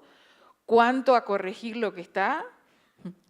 Y nosotros en Uruguay, además, en la facultad, bueno, como en todas las universidades, docencia, investigación y extensión. Si hacemos una tarea de extensión, también poner día y horario y a dónde uno fue. Entonces nos estamos transformando en administrativos. Pasamos sentados haciendo, exponiendo para que nos controlen lo que hicimos y a dónde fuimos, ¿no? Es de terror, yo creo. La energía psíquica es una, no la podemos multiplicar. Ahora, si mi energía psíquica está en todo este sistema de control, que poco me queda después el entusiasmo para la clase, porque yo tengo que tratar de estar entusiasmada para entusiasmar a la población estudiantil, porque se nota también cuando uno está agotado y va a asumir una clase. Digo, esta situación de control creo que nos está complicando mucho, ¿no? Y creo que esto que señalaban las dos compañeras del borramiento del límite entre lo público y lo privado, es realmente una situación grave a analizar y a tratar de buscarle alguna salida. Yo llegué hace 2 días acá, anoche también tuve que responder, porque el Consejo sabe que estoy acá. Si el Consejo no me autoriza, el Consejo de Educación en Uruguay, yo no estaría acá. Pues me mandan que resuelva un expediente que... Yo estoy en Colombia, yo no puedo acceder a un sistema APIA que además tengo una computadora con una clave que solo yo la puedo manejar en Uruguay. Es decir, ¿cómo me van a pedir a mí que desde acá les solucione un problema, sabiendo que me autorizaron venir? Entonces, pero es una forma de que yo esté en tensión. Estoy acá, pero tengo que estar allá. Es decir, es muy loco todo esto, ¿no? Pero hace que uno se cuestione, pero si estoy autorizada, esto del trabajo en la casa. Por un lado, conozco empresas internacionales que en Uruguay operan también, que hasta el año pasado era un día a la semana el funcionario, el profesional podía trabajar en su casa. Desde este año, 2 días en la semana. O sea, los martes y los jueves, esta gente que trabaja en una empresa de telefonía, lo hacen desde su casa. Por un lado dice que bueno, la ventaja está en la casa. Sí, pero en la casa está la mujer, los hijos, los problemas de la vida cotidiana, el lugar, ¿no? Puede tener una vivienda muy cómoda o puede tener un apartamento diminuto donde además tiene que tener un rincón con la computadora para poder trabajar, porque él también lo controla, ¿no? Si trabaja y cuántas horas trabaja. A mí me parece que esto es como la invasión del mundo privado que cada uno, ¿no?, debe tener y mantener, que es, porque ahí empieza a sumarse el tema de la salud mental. ¿Qué pasa con nuestra salud mental y con nuestro derecho a las horas de ocio? Con el derecho a no hacer nada. Es decir, esto de las 8 horas ya fue. Bueno, ¿cómo hacemos para sobrevivir en este mundo que nos demanda y que nos controla? Y que además nos dice que tenemos que estar contentos y felices, toda la teoría del bienestar y el estar bien. ¿Cómo logramos estar bien si tenemos todos estos atravesamientos que nos afectan la vida y que nos afecta también el mundo subjetivo, ¿no? Cómo poder repensar. Y que además hay que seguir estando y seguir concursando para poder mantener un lugar de trabajo, ¿no? Digo, es una rueda bien complicada. Gracias, Alice. Justamente esa misma pregunta que tú te estás formando, o que tú te estás planteando, perdón, están acá planteándosela en el público a Liliana. Y yo quisiera, para que esto no sea simplemente cumplir el itinerario por cumplirlo, y atendiendo a esa muy buena alerta que nos pone Liliana en su primera intervención de, bueno, ¿y cómo encontramos salidas a esto? Quisiera entrar ya para la parte final a eso. Y justamente te están haciendo una pregunta por eso, ¿no? Por las alternativas. Entonces, alguien del público te pregunta, ¿existe en el teletrabajo una invasión al campo de lo privado, justamente esto que venimos discutiendo. ¿Cuál podría ser la forma de replantearlo, posibilitando el trabajo para cierto grupo de personas? Es una pregunta un poco difícil porque no sé si hay efectivamente fórmulas mágicas, pero para ir pensando en esas alternativas de fuga que nos permiten, digamos, salir un poco de este panorama sombrío y también construir algo a partir incluso de la misma crítica, ¿qué alternativas ves tú? Bueno, yo diría un poco que a partir de lo que hemos discutido, lo que es evidente, o al menos lo que es evidente para mí, y hablo no solamente de lo que uno puede verlo, digamos, en los espacios de trabajo nuestros, como lo señala Alice, yo creo que la universidad está siendo atravesada por todo esto muy fuertemente. Es decir, cada vez se nos exige, por ejemplo, mayor producción intelectual, los escalafones y los salarios dependen directamente de esa producción. Es una producción en que usted tiene que producir para usted. Cada vez se produce menos en equipo, aunque se nos pide trabajo en equipo. Lo que tú señalabas al principio, Alice, es totalmente cierto. Cada vez, digamos, los dispositivos de subjetivación van más hacia un sujeto individual, individualista. Yo señalaría, digamos, eso como punto que podría de alguna manera conectar lo que hemos venido discutiendo. En la medida en que ese espacio de lo personal se coloniza, digamos, para la producción, se está generando cada vez mayor individualidad, cada vez sujetos más aislados. El teletrabajo genera eso, por muchas razones. Por el hecho de que yo estoy trabajando en mi casa, ¿no? Ya no tengo compañeros de trabajo, por ejemplo. Por el hecho que señala Karena, ¿no? Es decir, yo ahora me comunico con un sistema, ¿no? Y el sistema es el gran hermano, no es que es como si fuera, es que es. ¿No? En la universidad, por ejemplo, uno dice, no, pero mire, es que el proyecto no podemos hacernos, no, el sistema no lo permite. ¿No? Las horas, mire, no, es que yo tengo que tal cosa mover, el sistema no lo permite. Entonces, no hay posibilidad realmente como de interacción cara a cara y lo que yo siento y en lo que insisto muy fuertemente cada vez que este tema parece que es un tema duro, es el lazo social se rompe, se está rompiendo cada vez más fuertemente el lazo social. El problema por lo común, por los comunes, y ahí digamos todo el problema de los sindicatos sancionados, señalados, perseguidos en Colombia, como sabemos que lo están, es cada vez más palpable, ¿sí? Entonces, para mí la salida claramente es una salida que es una salida que implica un trabajo de parte nuestra, precisamente mirar, digamos, cómo cada vez se nos aísla más, cada vez el dispositivo en el que estamos montados desde los sistemas mismos nos hace cada vez más individuo aislado, ¿no? Yo con mis problemas, yo soy mi empresa, mi propia empresa, yo soy empresario de sí, como nos lo piden, yo soy el profesor que debe ser escalafonado y que debe ser estrella, etcétera, etcétera. Y lo digo también en la universidad, los lazos de trabajo colectivo, de trabajo común, están rompiéndose cada vez más fuertemente. Entonces, para mí, digamos, la salida claramente es una salida a restablecer los lazos sociales. Es por ahí la salida, claramente. Es decir, nada más revolucionario en un momento de fuerte individualización, de fuerte egoísmo como el que estamos viviendo contemporáneamente, que restablecer lo social, que restablecer el cara a cara, que restablecer el hecho de que no, es que los problemas no son de los trabajadores, son de nosotros como docentes que trabajamos sobre eso, también estamos viviendo lo mismo. Para mí estos espacios son eso, por eso vengo a estas cosas que son un poco, ¿no?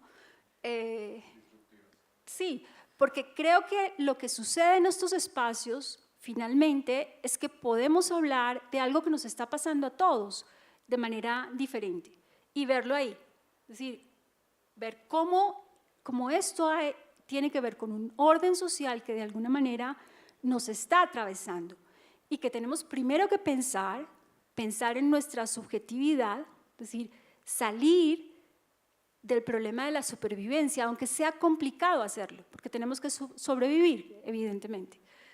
Pero sobrevivir cada vez significa más pasar por encima de los otros, o sea, yo solo. Entonces, tratar de romper eso y tratar de establecer el diálogo social y restablecer los lazos sociales. Para mí la salida es evidentemente desde ahí. Ahora, el cómo es algo que hay que pensar, pero por ejemplo, me parece que es muy interesante el diálogo psicología-derecho, porque empezamos a ver una serie de cosas comunes y unos espacios comunes donde habría que trabajar. Por ejemplo, para mí es una pregunta hoy, después de haber salido de esta conversación, ¿cómo hacemos para que la legislación laboral y estos elementos que tú señalabas lleguen a la gente? Que la gente los conozca, que sea posible argumentar desde ahí, que sea posible vivir la vida de trabajo desde ahí. Es una pregunta, y que es una pregunta en la que creo que la psicología y la psicología social tendría que poder intervenir. Por favor.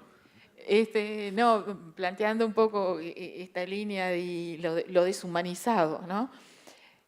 Nos pasa en facultad que yo tengo un grado 3, bueno, hablando con la grado 4, vamos a hacer un proyecto bien interesante que es 2 artistas plásticas que van a trabajar con estudiantes de enfermería para pintar los techos del hospital regional para los chicos que tienen larga internación, que lo que están son acostados mirando el techo blanco que no tiene nada. Entonces, nos parece genial, sobre todo en el área de ortopedia y demás, que se pueda hacer. Me dice la grado 4, muy bien, ¿sabes qué? Pásamelo por correo porque así queda el registro. Entonces, todo lo que estuve 2 horas hablando con argumentación para convencerla que le pareció genial, lo tengo que volver a plasmar en una máquina 2 horas para así le queda registro, ¿no? ¿Qué nos está pasando? Otra intervención, yo estoy en salud mental y hay un área que se llama comunitaria. Nos piden una intervención porque entienden que hay un grupo de estudiantes que está muy desintegrado. Entonces, nos pasan por correo electrónico la solicitud. Estamos a 2 metros, comunitaria de salud mental. Yo no podía creer. O sea, se levanta la profesora y habla conmigo y lo solucionamos. Pues no, porque todo tiene que tener control. ¿A qué hora ella me solicita la intervención? ¿Qué respuesta le doy para que alguien supervise lo que pasa en el mundo de las 4 cátedras que estamos en un mismo ámbito? Bueno, yo meto mi cucharada jurídica. Es que creo que a veces cuando hacemos este tipo de debates ignoramos algo, ¿sí? Es que cuando estamos hablando de esto, estamos haciendo una discusión del trabajo de la clase media, que es el trabajo que hacemos a través de los medios de comunicación, a través de la tecnología. Pero si ustedes se fijan, ustedes estudiantes de Derecho o profesores de Derecho, hay un artículo en el Código Sustantivo del Trabajo que también existe seguro en el Estatuto de los Trabajadores Español, el del trabajo a domicilio. Es decir, en últimas, el teletrabajo no es nada distinto a lo que sucedía antes y sigue sucediendo ahora con el trabajo a domicilio, que es en el que se ejecutan las maquilas, por ejemplo. Si ustedes se fijan, Asia, que es la fábrica del mundo, no necesita tener un dispositivo electrónico para controlarlo, está el trabajo a domicilio, lo hacen en su propia casa, con sus hijos, porque incluso si ustedes se fijan en el Código Sustantivo del Trabajo colombiano, permite que lo hagan colaborándose con la familia. Entonces, digamos que esos 2 niveles de trabajo no es que aparezcan nuevamente con la tecnología. Lo que sucede hoy es un retorno a la época preindustrial, ¿sí? Un retorno a través de otros dispositivos que en el fondo nos están hablando del mismo problema del trabajo, de qué hacemos y cómo lo resolvemos. Liliana pregunta muchas veces, ¿cómo hacer para que se concrete? Nosotros tenemos la acción de tutela, ¿sí? Y el derecho es un derecho fundamental que se puede reivindicar. Incluso hay decisiones de tutela muy interesantes. Hay una del 2010 de la Corte Constitucional en la que una trabajadora que la ponen a cuidar todo un día durante 24 horas por 20 años una antena de televisión, pide que le amparen la jornada de trabajo, porque imagínese 20 años, 24 horas al día completamente disponible y la empresa lo que le dice es, no, usted no está completamente disponible porque usted solo tenía que prender y apagar la antena. Entonces ella demuestra en el proceso que efectivamente ella sí estaba disponible todo el día y que eso le generaba mucho al punto que ella se puso 2 turnos con el esposo. El esposo medio tiempo, ella medio tiempo para poder hacerlo. Y la Corte Constitucional no solo genera digamos, la protección de ella, de que el reconocimiento de la jornada de trabajo, sino que en el derecho laboral existen múltiples posibilidades de poder compensar esas pérdidas, no solo con perjuicios morales. Hoy estamos hablando, lo habla el Consejo de Estado y lo habla la Sala de Casación Civil, de posibilidad de perjuicios por violación de derechos fundamentales. Y eso es algo que no se ha intentado en sede laboral, pero que bien puede reclamarse, no como un perjuicio moral, sino como una afectación de derechos fundamentales en el trabajo. La otra, la posibilidad de, y también lo ha hecho la Corte Constitucional, de reconocimiento del empleador de haber afectado al trabajador, por ejemplo. Entonces, hoy los jueces le dicen al empleador, usted lo despidió injustamente, haga un acto de reconocimiento público en el que le diga al trabajador que usted lo despidió injustamente y es un acto de reconocimiento público, casi como acogiendo las medidas que Corte Interamericana de Derechos Humanos ha hecho en casos de violaciones, ¿sí? Hablando de víctimas, pero digamos que quería hacer esas dos discusiones, que el debate no es únicamente un debate de tecnología, es un debate del trabajo en su conjunto, incluso el trabajo a domicilio hoy puede albergar mayor número de trabajadores porque hoy en la historia hay más de 3.000 millones de trabajadores en el mundo. O sea, nunca en la vida, nunca la humanidad había visto tanto número de trabajadores. Es decir, hoy tenemos el mayor número de trabajadores, el mayor problema de dumping social que tú hablabas. ¿Cómo se resuelve? Y hoy están discutiéndolo 2 puntos, sindicato global y acuerdos marco globales. La posibilidad de a través de un sindicato global generar acuerdos marco globales que vayan más allá de las cláusulas de responsabilidad ética o responsabilidad social empresarial, porque la responsabilidad social empresarial lo que hace es deslindar responsabilidades jurídicas. Muchas gracias. Quedan apenas 5 minutos, nos dicen ya del público, es un tiempo muy corto y agradezco mucho, lamentablemente no vamos a tener tiempo para contestar las preguntas, pero solamente y para cerrar quisiera hacer esta última pregunta, Karina, que está dirigida a ti, pero que por supuesto también quisiera dirigírsela a Alicia y a Liliana frente a esto de las alternativas, y es desde el punto de vista, dicen acá, del artículo 64, la indemnización comprende el lucro cesante y el daño emergente. ¿No cree usted que existe timidez en los abogados para demandar otros daños, como el no poder pagar las cuotas de la hipoteca y de los jueces para fallar al respecto? Y quisiera pues, voltear un poco la pregunta o sugerir una pregunta adicional, y es, ¿cómo hacemos para romper esa timidez, ¿no?, marcada por esa cultura autoritaria, por ese temor a demandar al empresario, porque lo vemos como el padre benefactor a quien no podemos afectar? ¿Cómo hacemos para romper esa timidez, no solamente de los abogados, sino en general de las personas, para reconocer en el empresario no un padre dador de beneficios, sino una persona, un ente o una persona con la cual yo también entablo una relación y frente a la cual tengo derechos y puedo posicionarme como un sujeto político de reivindicación? ¿Cómo hacemos para romper esa tara? Bueno, pues yo creo que la manera en la que se ha formado, lo hablo desde mi disciplina, que es la que me apasiona. Sí.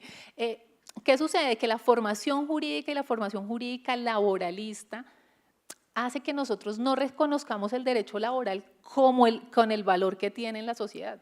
Para mí, tal vez, es el más indispensable de todos. Por lo que les digo, o sea, hay 3.000 millones de trabajadores. Si hay un derecho hoy vigente que reclama de nosotros una visión distinta, es ese. Entonces, tal vez es la forma en la que nosotros abordamos jurídicamente, la manera en la que abordamos los derechos, porque fíjense que es muy apasionante el derecho del trabajo, la manera en la que nos abre puertas y la que nos abre la transformación del mundo de los trabajadores. Entonces, tal vez creo que es eso, ¿no? Pero también creo que hay muchísimos abogados que son muy inquietos, que son fundamentalmente los abogados litigantes, son los que terminan haciendo la jurisprudencia, ¿sí? Son los que terminan poniendo el dedo en la llaga, pidiendo la interpretación. cuando me hablan de esa pregunta del 64, esa sentencia, la C-1507 del 2000 de la Corte Constitucional, justamente de lo que habló es que esa indemnización del 64 es una indemnización tarifada del daño emergente y el lucro cesante. Incluso hay una sentencia nueva de la Corte Suprema de Justicia, que es la 1016 de 2014, en la que lo que señala es que la indemnización del artículo 64 lo que plasma jurídicamente es la teoría del abuso del derecho. ¿Y por qué la teoría del abuso del derecho? Porque en una relación civil eso no puede suceder, ¿sí? ¿Por qué? Porque en una relación civil la parte no lo puede terminar de esa manera tan intempestiva y cuando lo hace lo que tiene es una cláusula exorbitante, ¿sí? de pago frente al otro. Entonces, ¿qué sucede con el artículo 64?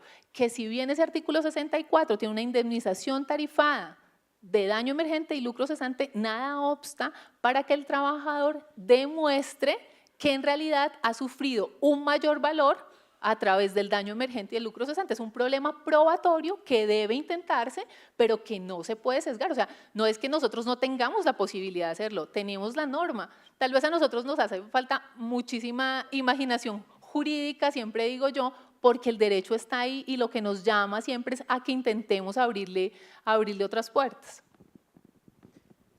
Yo iba a hacer un aporte. No, pensando caminos de salida, caminos posibles, o tendiendo puentes, como decimos nosotros en Uruguay.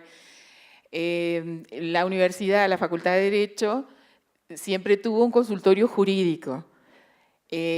Hace unos 15 años, hablando, el decano de psicología, yo lo invité, fue a Salto y demás, ese consultorio se transformó en jurídico-psicológico. Ese fue un logro. Trabajar interdisciplinariamente, los abogados con los psicólogos, viendo todos estos problemas que tienen que ver con lo social. También está el tema de los hijos, ¿no? La maternidad, la paternidad, es decir, cómo de a poco, bueno, como los investigadores no pueden estar solos, creo que también estos trabajos hacen a la vida interdisciplinaria y a que no vamos a competir con el otro, sino a complementarnos. Creo que esa es la clave. Sentir que uno tiene algunos saberes adquiridos en la universidad y en la vida y en los trabajos en que les ha tocado trabajar, pero que el otro también tiene para aportar y sentarnos a pensar juntos. Porque hoy que planteábamos también el tema del sostén, nosotros tratamos de sostener a la población estudiantil. Bueno, ¿y quién nos sostiene a nosotros como equipo docente? Porque a nosotros también nos pasan cosas. Esto, lo angustiante de tener que cumplir con 40 cosas, las publicaciones, los artículos, las fechas, ¿no? Yo creo que hay que empezar a pensar desde ese lugar, desde la complejidad, pero desde la interdisciplinariedad. Gracias. Pues para cerrar, Liliana, muchas gracias. Bueno, yo volvería a un punto que había señalado ya anteriormente. A mí, parte de lo que me gusta de conversar con los abogados es que me encanta el sistema legal colombiano, me parece maravilloso. Ojalá viviéramos en ese país, pero no, es casi que lo opuesto a eso lo que vivimos realmente. Entonces, la pregunta grande para mí, y es una pregunta evidentemente más para los psicólogos y los psicólogos sociales y más para las ciencias sociales que para los abogados, pero estoy de acuerdo con Alice que ahí hay que tender puentes y hay que generar espacios donde se pueda trabajar. Es cómo logramos, digamos, y vuelvo a ese punto, cómo logramos traer ese sistema legal y digamos esa posibilidad que está en la letra a lo que sucede cotidianamente. Cuando tenemos una cultura que sanciona tremendamente la posibilidad de acceder a eso. Primero la desconoce, yo diría que la desconocen no solamente los trabajadores, la desconocen los empleadores también. Y lo que uno ve en las empresas es que el empleador cuando llama al abogado lo llama para hacerle zancadilla al trabajador, es decir, para hacer inventada la norma, inventada como saltar la trampa, ¿no? hacer la zancadilla. Entonces, operamos casi que en contravía del sistema legal. La pregunta grande para mí sigue siendo cómo podemos acercar esas dos cosas, cómo podemos acercar lo que se vive cotidianamente en los espacios de trabajo, que es el temor al despido, el hecho de que si yo denuncio y planteo, digamos, simplemente el hecho de poder denunciar, seré perseguido informalmente, seré probablemente despedido, además porque los mecanismos de despido son cada vez más fáciles. Pero no solo eso, el hecho también de que cuando me decido hacerlo, y pienso mucho en lo que sucede en el contexto floricultor, donde hay muchos abusos laborales y donde en un momento dado las trabajadoras cuando ya se ven demasiado desbordadas, por ellos toman la decisión de denunciar, pueden pasar años antes de que se defina finalmente una de estas denuncias, ¿no? Es decir, primero el acceso es muy complicado, es decir, el sistema legal no está llegando al común de la gente en Colombia, no está llegando, yo se los digo aquí, para que lo oigamos, ¿no? Donde hay que oírlo, no está llegando. Pero por otro lado, cuando llega, el proceso es eterno, o sea, esto es kafkiano totalmente, ¿no? Entonces, ahí, digamos, hay una serie de elementos que hacen que el trabajador común lo que diga es, pues sí, puede que yo tenga ciertos derechos o cuando los conozco, mira, qué bien, pero pues eso ni lo intentemos, eso no va a pasar, no va a suceder, pasarán años, tú lo sabes, por las denuncias legales en el contexto floricultor, pasan años antes de que una denuncia de estas tenga algún tipo de efecto. Entonces, yo señalo eso como un elemento que hay que pensar, como un elemento que hay que trabajar necesariamente si queremos acercar estos puntos que hemos venido discutiendo. Muchas gracias a las tres, han sido muy generosas. La conversación, por supuesto, no puede terminar acá, pero por razones de tiempo y de los siguientes paneles vamos a cerrar agradeciendo también a todas ustedes y a todos por haber participado, por sus preguntas que lamentamos no haber contestado en su totalidad. Pero bueno, esto es una discusión y para pensarlo entonces de pronto para el próximo seminario a ver qué nos inventamos. Muchas gracias, muy amables.